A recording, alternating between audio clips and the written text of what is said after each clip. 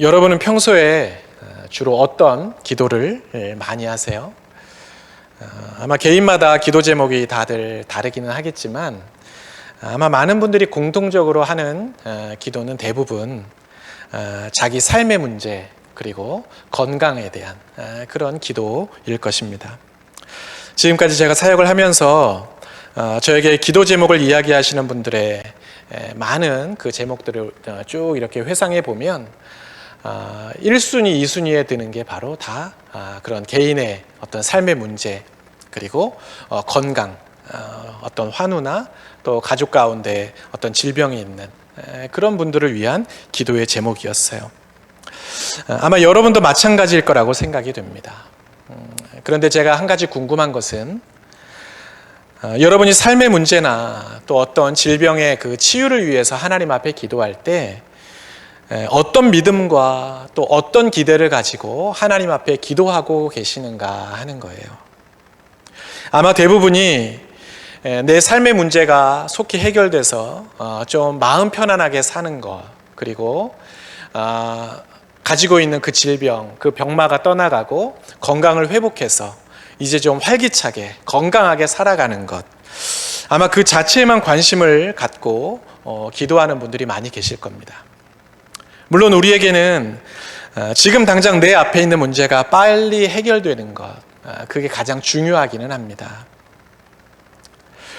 인도에서 사역하시는 어떤 선교사님이 신학생들과 같이 전도 여행을 다닌 그런 기회가 있었다고 해요. 그런데 처음에는 그 인도 사람들에게 그 복음을 전하는 게 굉장히 어려웠다고 합니다. 그래서 어떻게 하면 이들에게 더 복음을 친근하게 이렇게 전할 수 있을까 고민을 하다가 한 마을에 있는 아이들을 모아서 그들에게 교육을 하기 시작했대요. 아이들이 모여서 이렇게 아이들에게 이것저것 이렇게 교육을 하고 가르치는 중에 가만히 살펴보니까 유독 아이들 가운데 병을 가지고 있는 아이들이 꽤 있었다고 합니다.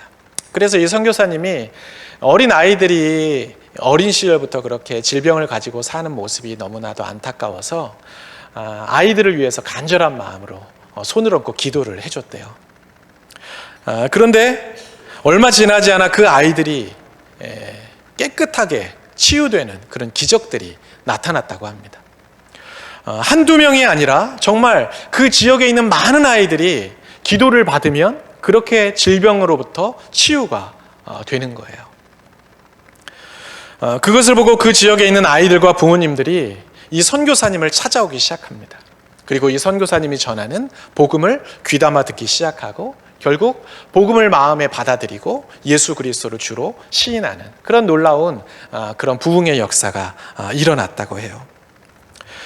그곳에서의 그 전도 여행, 그 전도 사역을 다 마치고 나서 이제 그들이 마을을 떠날 때가 되니까 그 마을에 있는 그 지역 사람들이 다 몰려와서 가지 말라고 너무나 아쉬워하면서 가게 되더라도 우리를 잊지 말아달라고, 그리고 나중에 꼭 다시 우리 마을에 다시 와달라고 그렇게 간곡하게 부탁을 했다고 합니다. 아픈 아이들이 있길래 그저 안타까운 마음으로, 사랑의 마음으로 그들을 위해서 간절히 기도했을 뿐인데 하나님께서 그 어린 아이들에게 놀라운 치료의 역사를 행하신 거였어요. 반면에 똑같이 믿음을 가지고 하나님 앞에 기도했지만 전혀 다른 결과를 얻는 경우도 있습니다. 미국의 토니 캠폴로라는 목사님에게 어느 날 한 낯선 남성이 찾아왔어요. 그래서 내가 지금 암에 걸렸는데 나를 위해 좀 간절히 기도해 주면 좋겠다고 그렇게 이 목사님에게 부탁을 합니다. 그래서 이 목사님이 비록 낯선 남성이었지만 그 안타까운 사연을 듣고 정말 간절한 마음으로 이 남성을 위해서 기도를 해 주었어요. 이 남성이 기도를 받고 이제 돌아갔습니다. 그리고 나서 일주일이 지났는데 모르는 번호로 이제 전화가 온 거예요. 그래서 전화를 받았더니 그 일주일 전에 기도를 받았던 남성의 아내가 이 목사님에게 전화를 한 겁니다. 목사님이 저번에 제 남편의 암을 위해서 기도해 주신 분이 맞나요? 이 목사님이 그 전화를 딱 받자마자 와, 내가 기도했던 그 남성분, 야, 병이 나았나 보다. 그 기쁜 소식을 전하려고 나에게 이렇게 전화를 했나 보다 싶어서 들뜬 마음으로 제가 그 기도해 줬던 그 목사가 맞습니다. 대답을 했더니 그 전화기 속에서 들려오는 소식은 이 목사님의 기대와는 전혀 다른 그런 내용이었어요. 남편이 죽었습니다. 이 목사님이 너무 당황스러운 거예요. 이 아내분이 혹시 나한테 따지려고 아니면 나한테 어떤 원망을 늘어놓으려고 전화를 한 게 아닐까 싶어서 너무 당혹스러운 마음에 아무 말도 못하고 그냥 전화기만 가만히 붙들고 있었습니다. 그런데 그 환자의 아내, 그 남성의 아내가 이렇게 이야기를 해요. 목사님, 너무 언짢게 생각하지 마세요. 일주일 전 제 남편이 목사님을 찾아갔을 때 제 남편의 마음에는 분노가 가득했습니다. 자녀들, 그리고 어린 그 손주들의 성장도 채 보지 못한 채 58세의 젊은 나이에 죽을 생각을 하니 너무 억울하다고 늘 한탄했고 하나님을 저주하기도 했습니다. 그 모습을 볼 때마다 주위 사람들도 남편과 함께 있는 그 시간이 너무나 괴로웠어요. 그런데 지난주에 목사님이 저희 남편을 위해 기도해 주신 후에 제 남편의 마음에 평안이 찾아오고 기쁨이 찾아오기 시작했습니다. 목사님, 지난 3일 동안은 우리 삶에서 가장 행복한 시간이었어요. 우리는 함께 찬양을 했고 또 함께 웃었고 함께 말씀을 읽었고 함께 기도했습니다. 저는 목사님이 저희 남편을 위해 기도해 주신 것에 대해서 감사하려고 지금 이렇게 전화를 했습니다. 저희 남편은 비록 암으로부터 치료되지는 못했지만 치유받았습니다. 이렇게 고백을 했다는 거예요. 병을 고쳐주시지 않았음에도 이 남편과 또 그 아내 그리고 그 자녀들이 보여준 그 반응, 그 삶의 모습은 우리에게 많은 은혜가 되고 또 위로가 되는 모습임에는 분명합니다.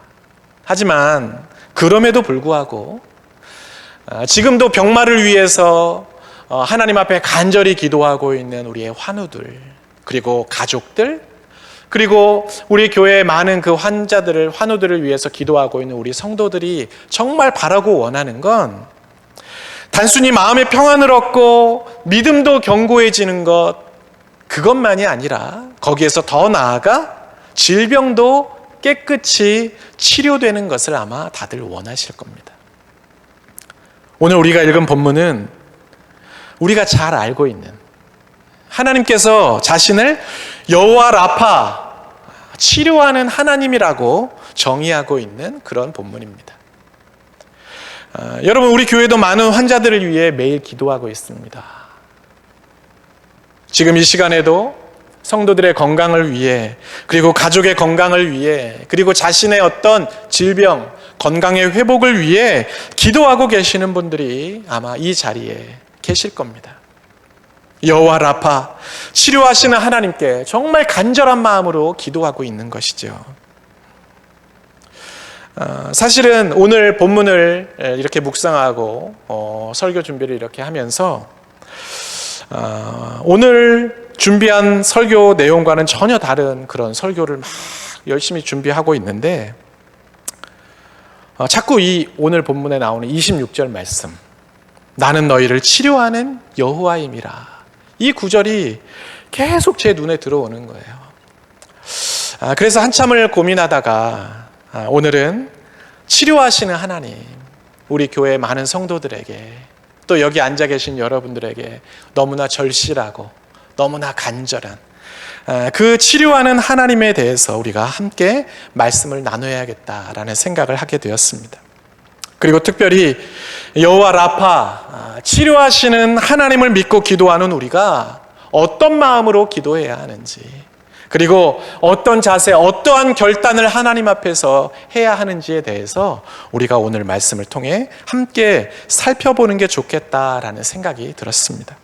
그래서 오늘은 우리가 하나님 앞에 치료의 은혜를 간구할 때 기억해야 할 몇 가지를 함께 살펴보려고 합니다. 첫째로 우리의 삶에 일어나는 모든 문제들과 또 질병은 죄로 인해서 시작되었다는 것입니다. 여러분, 이 말은 내가 지금 몸이 아픈 거, 내가 지금 질병을 안고 살게 된 것이 내가 뭔가 하나님 앞에 잘못했기 때문에 받게 된 징벌이라는 의미가 절대로 아닙니다. 여러분, 우리가 그것을 오해하시면 안 돼요. 여러분, 하나님께서는 우리가 죄를 지었다고 해서 이 괘씸한 놈, 그렇다면 내가 너에게 벌을 줘야겠구나, 우리에게 그렇게 질병을 주시는 분이 결코 아닙니다. 우리가 뭔가를 잘못했기 때문에 병에 걸리고 또 우리의 몸이 아프다고 생각하는 것은, 여러분, 그것은 구약의 율법주의적인 그런 아주 잘못된 신앙이에요. 물론 정말 특별한 경우에 한해서 하나님께서 우리 각 사람에게, 또 어떤 특별한 사람에게 뭔가를 깨닫게 하시기 위해서 질병이라는 그 과정을 지나가게 하실 때도 물론 있어요. 하지만 우리가 살면서 일상적으로 겪게 되는 그런 삶의 문제들, 그리고 어떤 질병의 문제, 내 가족이 아프게 되는 것, 여러분, 이런 것들은 대부분이 우리의 실수나 죄와 상관없이 우리가 이 연약한 육신을 가지고 살아가는 사람들이기 때문에 경험하게 되는 그런 문제일 뿐입니다. 여러분, 질병에는요, 집사나 장로나 목사가 상관이 없어요. 신앙의 문제가 아니기 때문이에요. 그래서 우리가 주변에 혹시라도 어려움을 당하거나 이해할 수 없는 고난을 받거나 또는 질병의 문제로 인해서 힘들어하는 사람들을 본다면 그들을 향해서 야, 저 사람 뭐 잘못한 거 아니야? 하나님이 뭔가 징계하시는 거 아니야? 라고 생각하는 것은 너무나 잘못된 생각입니다. 도대체 내가 무슨 죄를 지었길래 하나님께서 나에게 이렇게까지 하시는 거지? 라고 생각하는 것도 잘못된 생각이에요. 사탄이 우리를 절망에 빠뜨리려고, 그리고 우리를 향한 그 하나님의 사랑, 하나님의 은혜에 대해서 우리에게 의심하게 만들려고 우리를 유혹하는 것입니다. 여러분, 절대로 그 유혹에 넘어가서는 안 됩니다. 하지만 그럼에도 불구하고 우리가 잊지 말아야 할 것은요, 우리의 삶에서 일어나는 삶의 문제들, 그리고 질병의 문제는 죄로부터 시작되었다는 거예요. 도대체 그게 무슨 말인가? 여러분, 우리가 성경을 읽어보면 태초에 하나님께서 천지를 창조하실 때 하나님이 보시기에 좋았다라고 말씀하셨습니다. 하나님이 보시기에 좋았다라는 것은 이 세상이 완벽했다는 것이고, 또 우리가 성경을 읽어보면 사람도 영원히 살 수 있는 존재로 하나님께서 처음 사람을 창조하셨어요. 그런데 아담과 하와가 하나님의 명령, 선악과를 먹지 말라는 그 하나님의 명령을 어기고 맙니다. 죄를 지었어요. 그 죄를 짓고 난 후부터 인간의 삶에 뭐가 생기기 시작했어요? 수고와 고통과 죽음이 생기기 시작합니다. 땀을 흘려야 먹고 살 수 있게 되었고, 너희는 흙에서 왔으니 흙으로 돌아가야 한다, 하나님이 말씀하셨다는 거예요. 세상 모든 만물을 하나님이 창조하시고 너희가 이 땅을 잘 다스려야 된다라고 우리에게 명령하셨는데, 인간이 자기 편의를 위해서, 더 좋은 것을 먹고 살기 위해서, 더 편안하게 즐기기 위해서 이 생태계 자연을 자기들 마음대로 개발하고 훼손하고 또 망가뜨리다가 결국 수많은 자연재해가 일어나기 시작했고, 각종 사고와 질병들이 여기저기서 생겨나기 시작했습니다. 각종 전염병, 희귀 질병들이 여러분 끊임없이 계속 발생하고 있어요. 인간의 탐욕으로 인해서 다른 나라와 싸우다가 전쟁으로 인해서 사람이 다치고 죽고, 성령이 거하시는 성전인 우리의 몸을 잘 관리하지 않고 우리 마음대로 먹고 마시고 즐기다가 수많은 질병들이 계속 우리에게 생겨나고 있습니다. 여러분, 그런 의미에서 보면 모든 질병과 우리의 삶의 문제는 인간의 타락과 죄로부터 시작되었고, 그래서 우리는 지금 이렇게 오늘도 아파하고 있고 고통받고 있는 거예요. 그래서 우리가 치료하시는 하나님께 하나님 이 병을 고쳐주십시오. 우리를 이 질병에서 건져주십시오. 우리를 이 삶의 문제로부터 하나님 건져주십시오 라고 기도할 때에는 가장 먼저 죄의 고백이 있어야 합니다. 여러분, 성경은 우리에게 병이 낫기를 기도할 때 먼저 죄를 서로 고백해야 한다고 말씀하고 있어요. 야고보서 5장 16절 말씀입니다. 그러므로 너희 죄를 서로 고백하며 병이 낫기를 위하여 서로 기도하라. 의인의 간구는 역사하는 힘이 큼이니라. 병 고쳐달라는 기도만 하지 말고 하나님 나 좀 낫게 해주세요 기도하기 전에 먼저 우리 안에 어떤 죄가 있는지 하나님 앞에 고백하고 회개해야 한다는 것입니다. 여러분, 실제로 주님은 병자를 치료하실 때 단순히 그들의 질병만 고치시지 않았어요. 마가복음 2장 5절입니다. 예수께서 그들의 믿음을 보시고 중풍병자에게 이르시되 작은 자야 내 죄 사함을 받았느니라. 여러분, 예수님께서 사람들이 중풍병자를 데리고 와서 이 병자 좀 고쳐주세요 라고 했을 때 너의 질병을 내가 다 고쳐주겠다 말씀하시지 않고 먼저 뭐를 그에게 명령하셨냐면 너의 죄가 사하여졌다고. 죄의 문제를 먼저 해결해 주셨다는 겁니다. 나의 어떤 죄 때문에 하나님께서 그 징벌로 나에게 이런 질병을 주신 것은 아니지만 질병을 통해 우리는 우리의 죄와 연약함을 하나님 앞에 고백하고 우리의 마음과 몸을 하나님께서 완전히 치료해 주시기를 기도해야 한다는 거예요. 둘째로 우리가 치료의 은혜를 간구할 때에는 치료하시는 주님만을 온전히 바라봐야 합니다. 오늘 본문 24절과 25절을 보면요, 마라의 고통을 경험하고 있는 이스라엘 백성들과 모세의 모습이 아주 상반되게 나타나고 있는 것을 보게 됩니다. 여러분, 이스라엘 백성들은 자신들의 고통을 모세에게 이야기하고 있고 모세에게 원망을 쏟아내고 있어요. 그들의 시선과 관심이 누구에게 있다는 거예요? 모세에게 있다는 거예요. 방금 전에 홍해를 하나님께서 갈라주셨고 뒤따라오던 그 애굽의 군사를 홍해에 다 수장시켜 주신 분, 그분이 하나님이라는 것을 그들은 분명히 보았음에도 불구하고 그들은 여전히 하나님이 아닌 그 놀라운 기적을 행한 모세만을 주목하고 있었다는 겁니다. 그래서 그들은 항상 삶의 문제, 어떤 문제가 일어나면 제일 먼저 누구를 찾았냐? 모세를 찾았어요.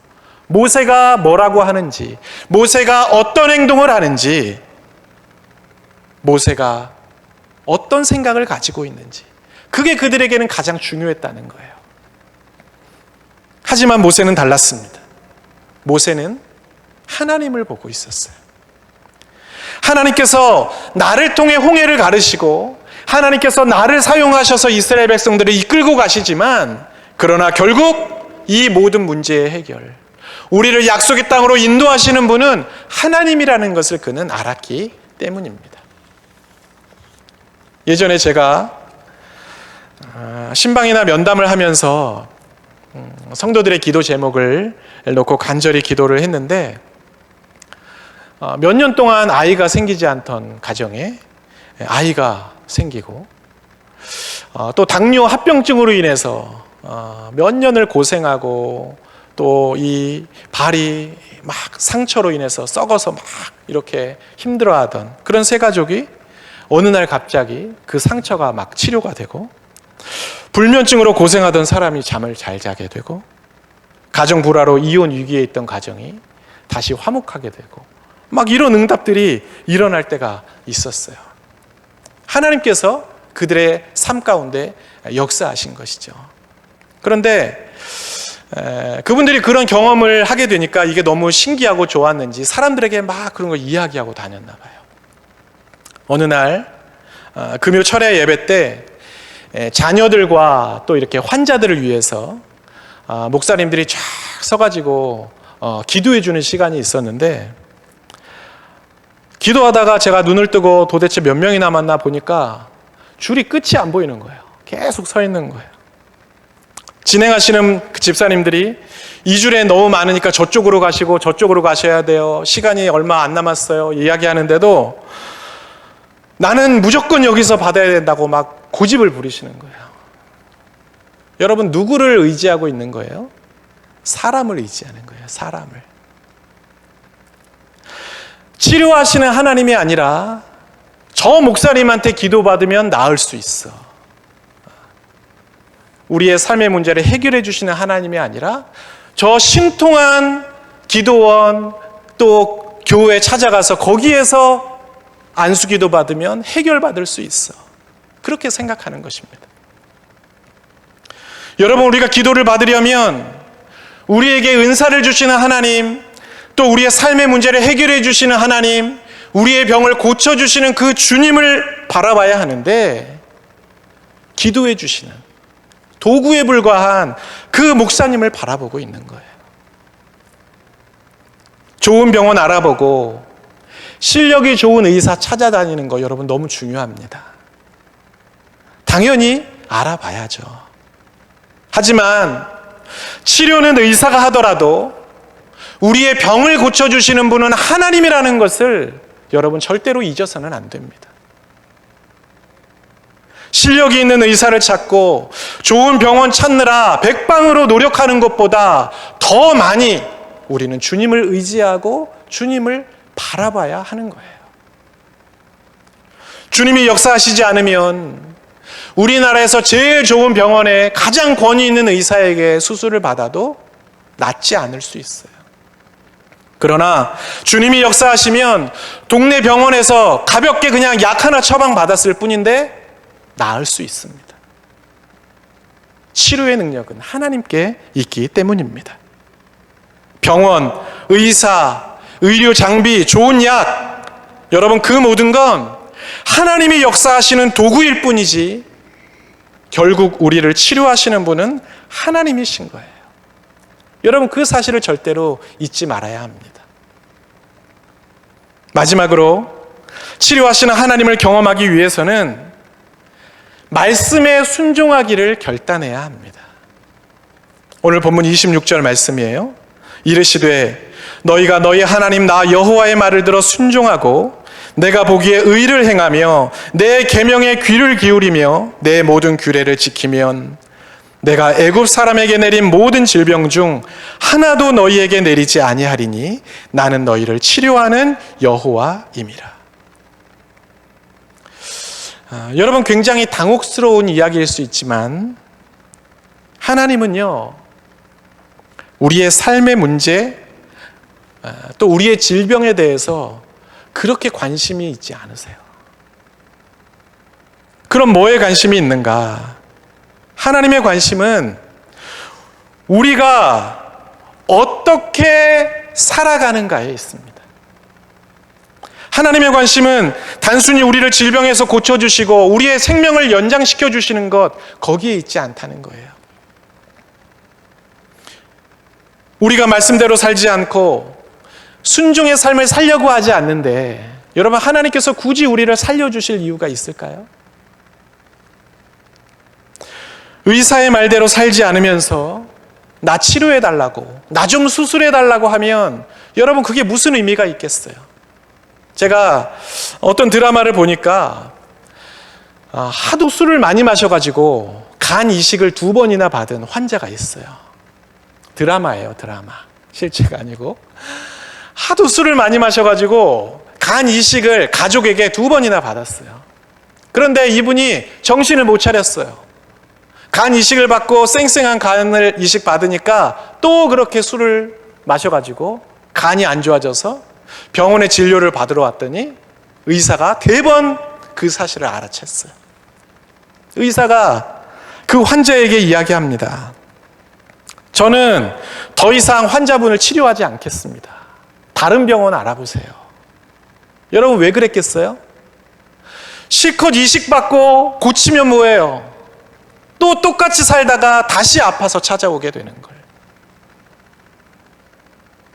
여러분, 하나님도 마찬가지 아닐까요?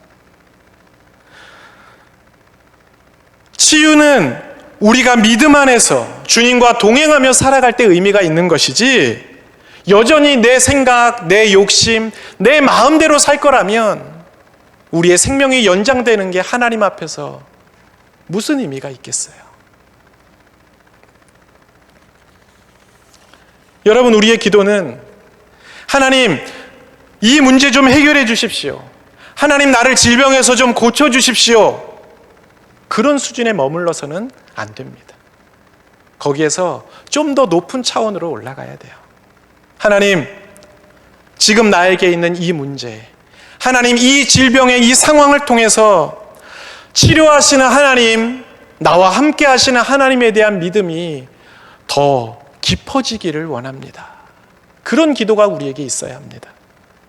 당연하다고 여겨졌던 우리의 일상, 매일 아침에 눈을 뜨고 하루를 살게 되는 것, 그것이 얼마나 소중한 것인지 그것을 비로소 깨닫고 범사에 감사하라 말씀하신 그 주님의 말씀에 순종하겠다고 결단하는 우리가 되어야 합니다. 아파 보니 가족이 얼마나 소중한지를 깨달았다고, 그래서 내 몸과 같이 사랑하라고 말씀하신 주님의 말씀에 나는 이제 순종하며 살겠다고 우리는 그렇게 결단할 수 있어야 합니다.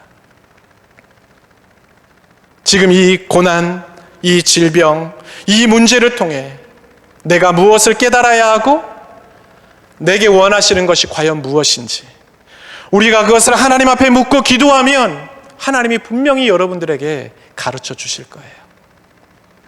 그것을 여러분들이 알게 될 때 순종하겠다고, 그렇게 살겠다고 여러분 결단하셔야 합니다. 그냥 막연하게 하나님 고쳐주세요, 하나님 건강하게 해주세요, 하나님 나를 회복시켜 주세요, 그런 기도에서 머물러서는 안 된다는 것입니다. 우리가 그렇게 기도하면 바로 그때 나의 육신을 치료하시는 하나님, 그리고 나의 마음도 치료하시는 하나님, 그리고 나의 영혼까지 회복시켜 주시는 그 하나님의 손길을 경험하게 될 것입니다.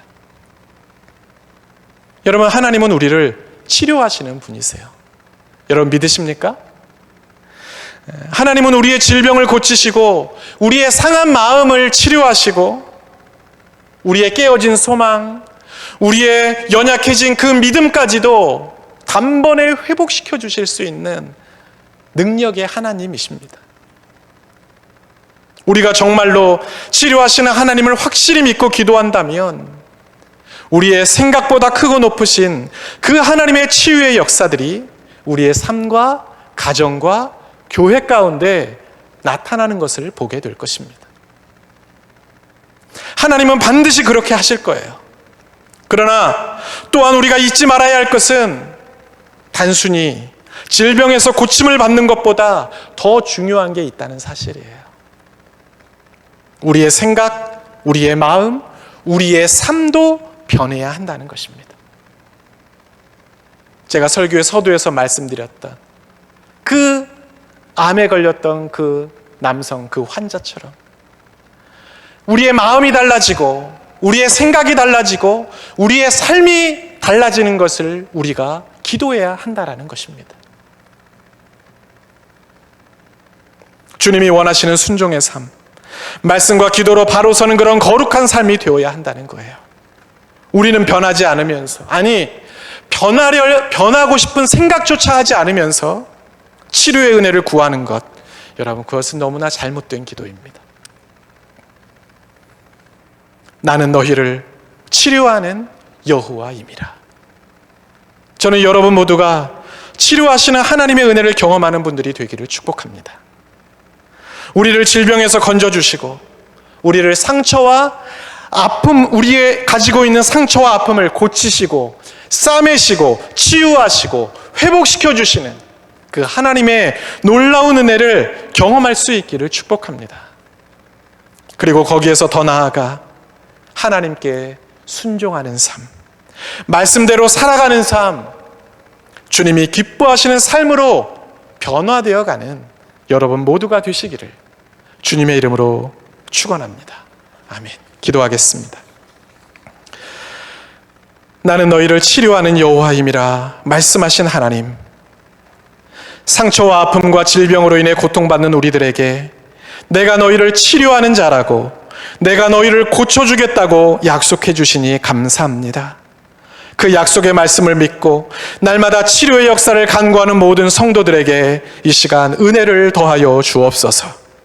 우리의 질병과 연약함이 우리의 죄에 대한 징계라는 잘못된 신앙에서 벗어나게 하시고, 몸이 아프고 연약한 이들을 불쌍히 여기시고 여전히 그들을 사랑하시는 주님의 자비와 긍휼을 날마다 구하며 살아가게 하여 주옵소서. 하지만 그럼에도 불구하고 우리의 죄와 욕심 때문에 삶의 문제와 질병의 고통이 시작되었음을 기억하면서 우리의 죄를 고백하고 회개하여 죄사함의 은혜를 경험하는 기쁨도 누리게 하여 주옵소서. 우리를 치료하는 능력은 하나님께 있음을 기억하면서 사람이 아닌, 과학이나 의술이 아닌 하나님을 더 의지하고 바라보는 우리 모두가 되게 하여 주시고, 육체의 회복, 우리의 건강의 치료를 넘어서 우리의 마음과 생각과 삶을 고치시고 회복시키시는 놀라운 은혜를 간구하며 살아가는 믿음의 사람들이 되게 하여 주옵소서. 특별히 우리 교회에 질병으로 인하여 어려움을 당하는 많은 환우들이 있습니다. 주님, 저들을 기억하여 주옵소서. 저들의 불편과 고통과 아픔이 하루속히 사라지게 하여 주시옵소서. 하나님, 저들에게 치료의 능력을 베풀어 주옵소서. 저들을 고치시고 싸매시며 강건케 하시는 역사를 경험하게 하시며 이 모든 과정을 통해 저들의 믿음과 삶이 주 안에서 더욱 성숙해가는 은혜도 누리게 하여 주옵소서. 약속하신 대로 우리의 삶에 그렇게 역사하실 주님을 찬양하며 예수님의 이름으로 기도하옵나이다. 아멘.